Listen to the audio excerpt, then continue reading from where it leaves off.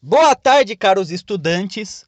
Na aula de geografia de hoje, nós iremos falar sobre a relação dos elementos da natureza com as paisagens. Ao menos iremos começar a tratar sobre isso. Então, nós vimos anteriormente, que as paisagens elas estão constantemente em transformação, em um processo dinâmico, e que a ação dos elementos da natureza, ela é fundamental nesse aspecto, Nós vimos anteriormente que as paisagens elas podem ser transformadas tanto pela ação da natureza quanto pela ação humana.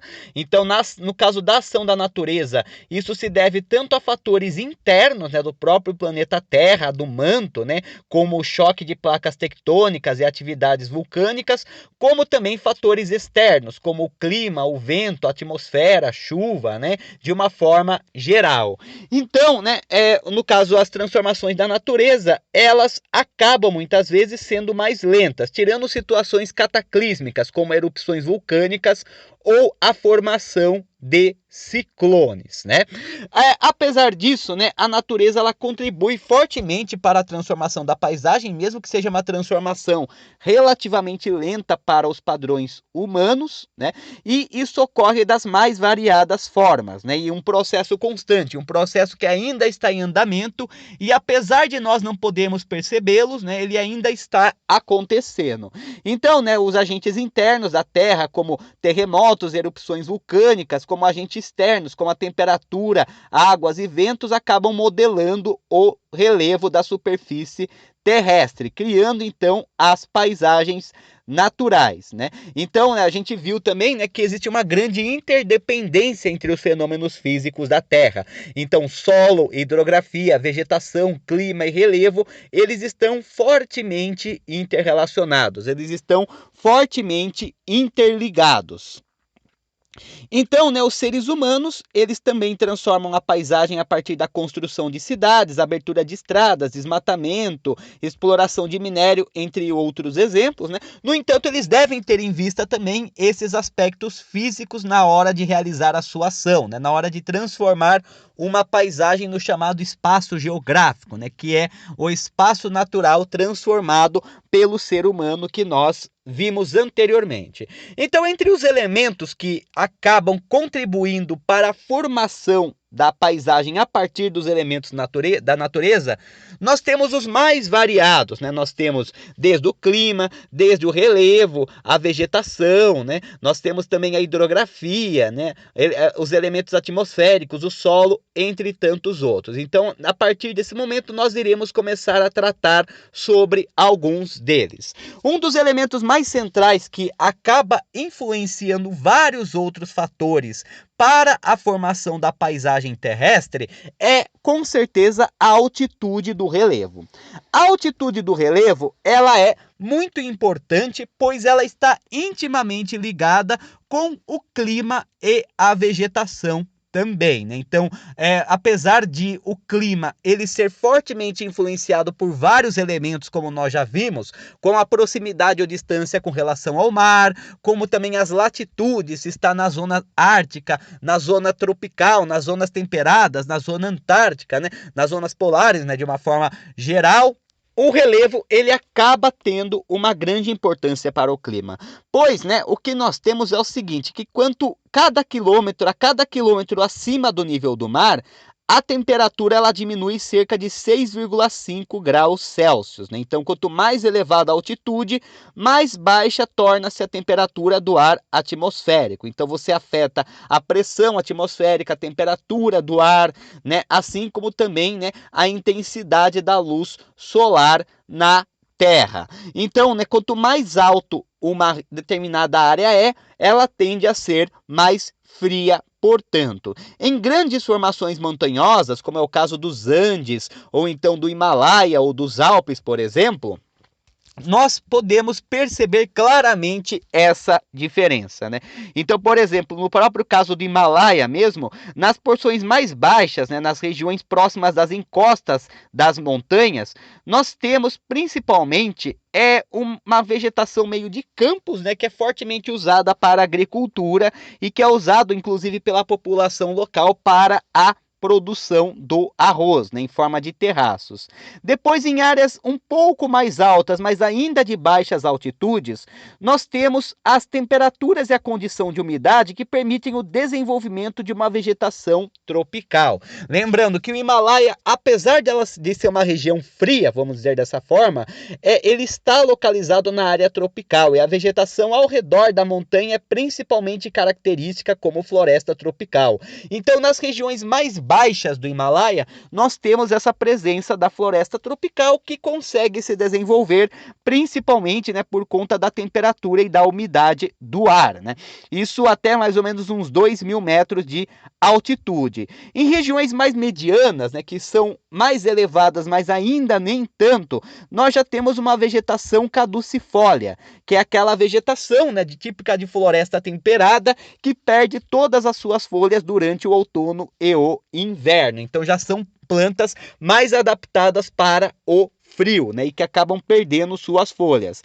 Em regiões já bem mais altas, né, de até 4.000 metros, nós temos vegetações de coníferas, né, a típica floresta boreal, os pinheirais, né, que são as florestas que são fortemente adaptadas para o frio, né, sem perder as folhas, né, que tem folhas permanentes. Já nas regiões bem mais altas, acima de 5.000 metros, nós já começamos a ter a formação de prados, né, pequenos estepes nos Alpes, né, com arbustos e plantas rasteiras, enquanto no topo nós temos o gelo eterno, né, que é tipicamente da vegetação de tundra. Em resumo, nós encontramos então uma grande variação climática e uma grande variação de vegetação em um mesmo espaço, né? Em uma mesma montanha, tipo Monte Everest ou o K2, por exemplo, nós encontramos diversas formações vegetais e diversos tipos de clima em uma mesma área, já que a altitude é o elemento que mais tem influência na formação do clima e da vegetação dessa região. Então, como é uma região localizada tecnicamente em zona tropical, né, nas regiões mais baixas nós temos o predomínio de um clima e uma vegetação tropical. Em regiões mais intermediárias, né, que tem uma altitude relativamente alta, mas ainda não tão alta assim, nós já temos uma vegetação e um clima muito parecido com o temperado, enquanto que no topo nós já temos uma vegetação e um clima mais típico das regiões de altas latitudes, né, das regiões polares ou então do norte da região temperada, né? Então nós podemos ver como que o relevo ele tem uma grande influência na vegetação. O relevo, além de ser um elemento da paisagem muito importante, né, dele por si só ser um elemento da paisagem que é formado pelas ações internas do planeta Terra, como o choque da placa tectônica, assim como também a atividade vulcânica, terremotos, e é moldado por ações externas, como a chuva, o vento, chamado intemperismo, que é o desgaste, né, pela ação da chuva e do vento de formações rochosas, que acabam fragmentando as rochas, né, e acabam deixando elas acidentadas. A altitude também acaba contribuindo para a diversificação do clima e da vegetação de uma determinada área. No entanto, outro elemento que tem uma grande importância nesse sentido é o solo, né? Então, o solo, ele é um elemento central para a formação da paisagem, já que o solo ele está intimamente vinculado com a vegetação. Então, algumas formações vegetais, elas só são capazes de se desenvolver em um determinado solo propício para isso, né? Então, a ciência, a parte da geografia, né, a ciência que estuda o solo, é principalmente conhecida como pedologia, né, que estuda o desenvolvimento dos solos, desde a superfície até a rocha decomposta.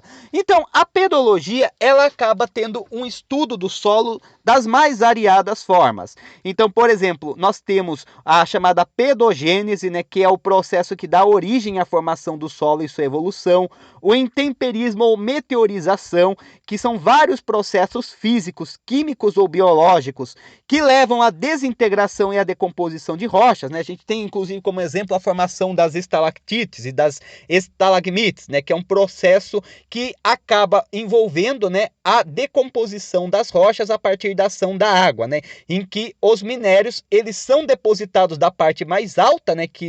Das rochas da parte de cima das cavernas, que são as estalactites, e que são depositadas na parte de baixo da caverna, formando então as estalagmites. Assim como também no processo de decomposição dos planaltos, né, na formação de vales, nós temos esse processo do intemperismo. Nós vamos ter também a presença dos sedimentos, né, a chamada sedimentação, que é a deposição de sedimentos, que é o material originado tanto de rochas pré-existentes, né, que são fragmentadas, ou mesmo de animais e plantas que são transportados pela ação da água ou pela ação dos ventos, né? E na sedimentação, esses elementos eles são mineralizados, formando depósitos. Os horizontes, né, que são a diferenciação de cor, textura e composição das camadas do solo, né? Então, os horizontes formam o que se chama de perfil dos solos, né? Então, como que funciona a questão do perfil do solo? Funciona da seguinte maneira, né? Com o intemperismo, a meteorização, né, uma rocha ela acaba se transformando no material solto, né, no qual torna-se possível a vida de plantas, pequenos animais que acabam, sob a ação de vários agentes físico-químicos e biológicos, né, transformando o solo, fazendo o solo formar-se, né? E isso leva, então, à formação de várias camadas dentro do solo, que nem, por exemplo, quando alguém faz uma escavação e percebe, né, que as cores do solo ela vai variando conforme a profundidade. Então isso se deve muitas vezes aos vários processos diferentes que ocorreram na formação do solo em diferentes épocas, inclusive a partir dos horizontes que nós conseguimos compreender o próprio passado do planeta Terra, né? A composição animal, vegetal e até mesmo rochosa do planeta Terra nas diferentes eras biológicas. Então, né, nós temos a chamada rocha matriz, que é a parte mais baixa do solo, que é a chamada rocha não alterada, né? A rocha que vai dar origem ao solo. Então, em alguns lugares ela costuma ser mais profunda, em outros ela costuma ser mais rasa, né? Ela é uma rocha que não sofreu nenhuma alteração por nenhum processo biológico ou físico ou químico. Ela se mantém unida, ela se mantém rígida, né? Aí, depois da rocha não alterada, nós geralmente temos, né, o que é chamado de regolito, né? Que é dividido no material inconsolidado de rocha alterada, que é semelhante ao que deu origem ao chamado sólum, que são as partes mais acima, né? Então, no caso, esse primeiro horizonte acima da rocha não alterada, ele geralmente é a própria rocha não alterada, só que muitas vezes fragmentada, vamos dizer dessa forma. E acima dele nós temos o sólon, né, que é dividido no horizonte de máxima expressão de cor e agregação ou de concentração de materiais removidos das camadas superiores. Então nós já temos um processo de sedimentação nessa área. Acima nós temos o horizonte claro de máxima remoção de argila e óxido de ferro, e então o horizonte mineral com acúmulo de humus, né, que geralmente é proveniente da decomposição de animais e de vegetais, para então, na parte acima, formar-se o horizonte orgânico de solos minerais, né, que é a parte da terra, né, a parte do solo que nós vemos. Então, apenas para explicar de uma forma mais simples, na camada mais próxima da superfície terrestre, nós temos, né, o chamado sólon, em que nós temos principalmente a matéria orgânica. Então, uma grande quantidade de matéria orgânica proveniente de seres vivos, animais e plantas, bactérias, né, que acabaram gerando o processo de sedimentação. Na camada mais intermediária, podemos dizer dessa forma, nós temos uma menor quantidade da matéria orgânica e os fragmentos maiores da rocha não alterada, enquanto nas camadas mais profundas nós temos a rocha matriz, que deu origem ao solo, né? Então, essas várias divisões podem ser resumidas nesses três níveis, né? Então, a mais profunda é a rocha matriz, a mais superficial é o solo já sedimentar, né, com a presença de matéria orgânica, enquanto no intermediário, né, no meio entre esses dois, nós temos vários níveis de acúmulo de matéria orgânica com relação à própria rocha matriz. Então, né, o solo ele tem relação direta com os diferentes elementos das paisagens, né? Eles acabam se diferenciando por vários fatores. Então, alguns fatores que acabam tendo uma grande importância na formação do solo é o clima, né? O clima ele tem uma importância muito grande, né? Já que são justamente as condições climáticas, a umidade do ar, a ação da chuva e dos ventos, principalmente, né? Até assim como a temperatura também auxiliam na formação do solo de um determinado lugar. Organismos também, principalmente micro-organismos, algas, bactérias e fungos, eles são fundamentais na decomposição da matéria orgânica, ajudando na formação do humus e na reciclagem dos minerais, né?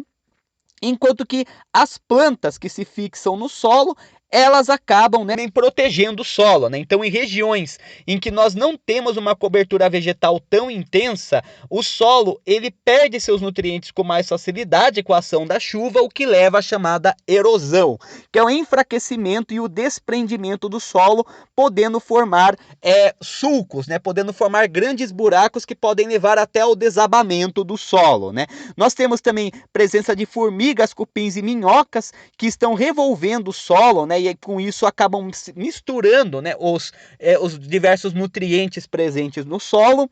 E a ação humana também, como a irrigação e a fertilização, ela também contribui para a formação do solo, tanto de uma forma positiva quanto de uma forma negativa, né? Já que o desmatamento e a ação humana pode provocar prejuízos no solo. Entre eles nós temos a erosão, né, como já afirmado, que é o enfraquecimento do solo com a perda da vegetação superficial, né, que acaba perdendo seus nutrientes com a ação da chuva e dos ventos. Mas também nós temos a laterização, que é quando há um grande acúmulo de ferro no solo, né, principalmente de ferro, e a lixiviação, né, que é quando o solo ele fica exposto e a chuva leva embora todos os nutrientes dele, fazendo com que o solo fique pobre.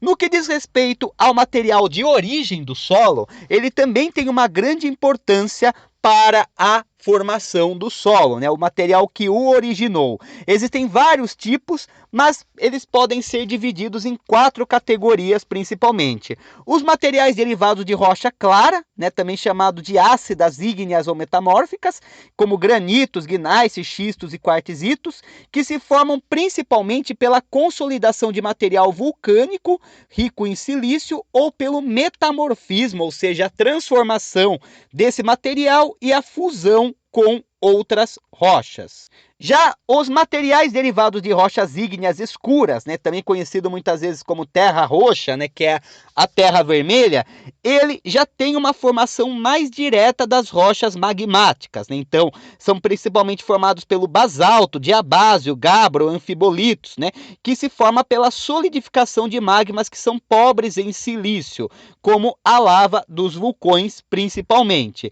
Nós temos também os materiais derivados de sedimentos consolidados, né, como arenitos, ardósias, siltitos, argilitos e calcários, né, que se formam pela deposição e solidificação de sedimentos como fragmentos de outras rochas, assim como também matéria orgânica proveniente de animais e plantas, e os sedimentos inconsolidados, né, que são os aluviões, as dunas de areia, as cinzas vulcânicas, loesses, os coluviões, depósitos orgânicos ou turfeiras, né, que se formam pela deposição de sedimentos em épocas mais recentes, ou seja, não houve ainda um processo de sedimentação, né, ou de mineralização dessa matéria orgânica ou desses fragmentos de rocha, ainda porque é um processo mais recente, né? Então podemos ver que entre o material de origem do solo, nós temos principalmente a presença de rochas ígneas ou magmáticas, que podem ficar em seu estado mais puro, né, dando origem aos materiais mais pobres em silício, né. Nós temos também rochas vulcânicas que acabam sofrendo metamorfose, né, formando então rochas muito ricas em silício, principalmente, né, assim como aquelas que são provenientes da sedimentação, né. O relevo também ele tem uma importância fundamental na formação do solo, né? Já que geralmente nas regiões mais planas, nós temos principalmente o intemperismo químico, né, que é formado por agentes químicos, formando solos avermelhados. Nas áreas planas também o processo de erosão é menos intenso, já que os solos são mais desenvolvidos.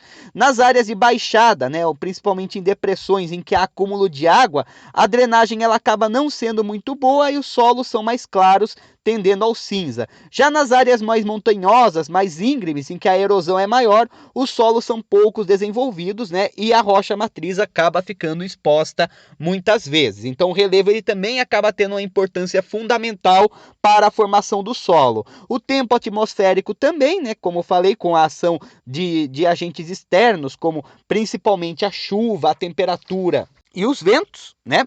E no que diz respeito aos tipos de solo, nós podemos agrupar os tipos de solo em 3 tipos principais. Os chamados solos zonais, em que o principal elemento responsável pela formação é o clima, né, em que são solos bem mais formados, bem maduros, né, e que tem a porção mais superficial, rica em matéria orgânica bem caracterizada. Nós temos os solos interzonais, que tem características que indicam a influência do relevo ou da rocha de origem, e os azonais, que são aqueles que não são bem desenvolvidos, né, que já não tem tanto acúmulo de sedimentos na sua superfície.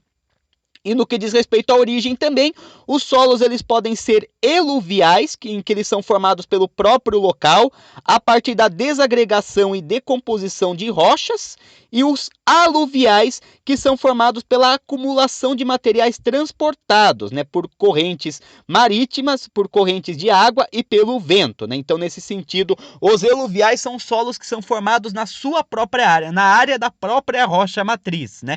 Enquanto que os aluviais, eles são muitas vezes transportados por agentes externos e acabam sendo depositados em regiões que não são de sua rocha matriz. E com relação à cor também, os solos eles podem ser divididos em 3 tipos. Os avermelhados e amarelados, que têm uma grande presença de ferro, e os escuros, que têm uma grande presença de matéria orgânica, e os claros, que indicam uma ausência de matéria orgânica. Os solos que costumam ser mais férteis, eles são mais escuros e avermelhados, né?